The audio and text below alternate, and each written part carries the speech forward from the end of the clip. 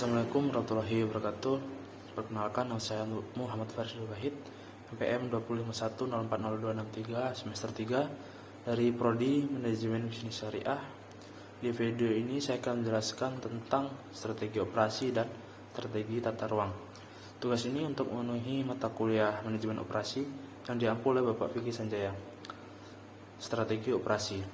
Strategi operasi merupakan usaha pengelolaan secara optimal penggunaan faktor produksi, tenaga kerja, mesin-mesin, peralatan, bahan mentah. Proses fungsionalnya berpedoman pada strategi bisnis agar dapat menghasilkan suatu pola yang konsisten dalam keputusan operasi. B. Tujuan strategi operasi. 1. Untuk memenuhi keinginan konsumen. 2. Untuk memenuhi pertimbangan biaya. C. Fungsi operasi yang menetapkan arah untuk pengambilan keputusan yang diintegrasi dengan strategi bisnis melalui perencanaan formal. D. Perangkat desain proses. 1. Diagram air atau flow diagram. Suatu skema atau gambaran dari perindahan dalam produk. 2. Pemetaan fungsi waktu atau time functional mapping. Merupakan diagram alir tetapi dengan ditambahkan waktu pada sumbu horizontal. 3. Diagram proses atau proses diagram. Diagram proses menggunakan simbol, waktu, dan jarak untuk mendapatkan cara yang objektif dan terstruktur untuk menganalisis dan mencatat berbagai aktivitas yang membentuk sebuah proses. 4. Cetak biru jasa atau service blueprinting. Teknik analisis proses memutuskan perhatian pada pelanggan dan interaksi penyedia. E. Rekayasa ulang proses.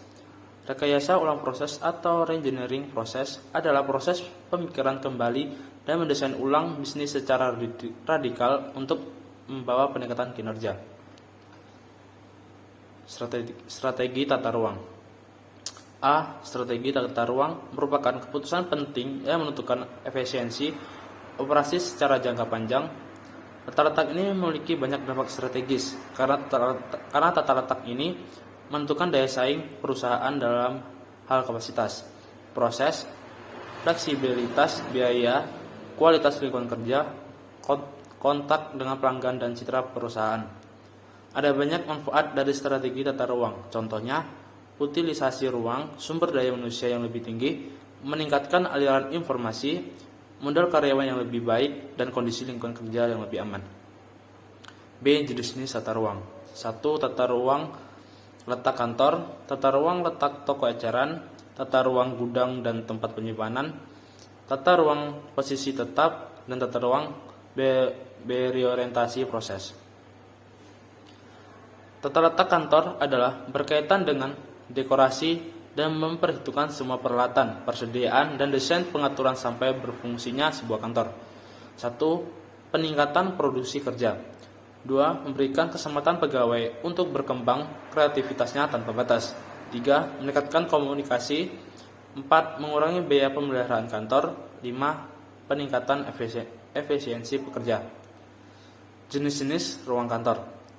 1. Ruang kantor terbuka atau open office. 2. Ruang kantor landscape atau landscape office. 3. Bentuk ruang kantor bilik atau kubik bilik, kubik office.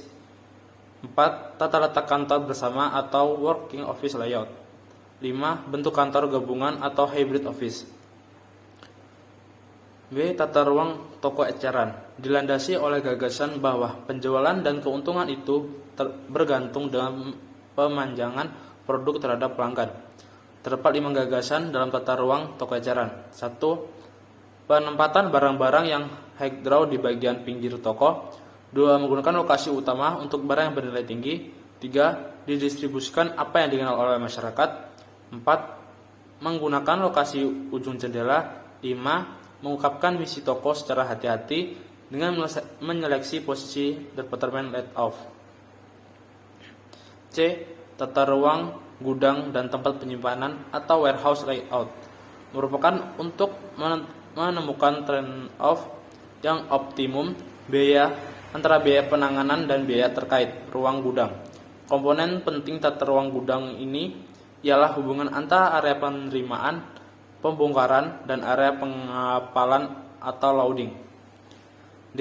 Tata ruang posisi atau fixed position layout. Proyek berada di satu tempat dan pekerja berserta peralatan datang ke tempat tersebut.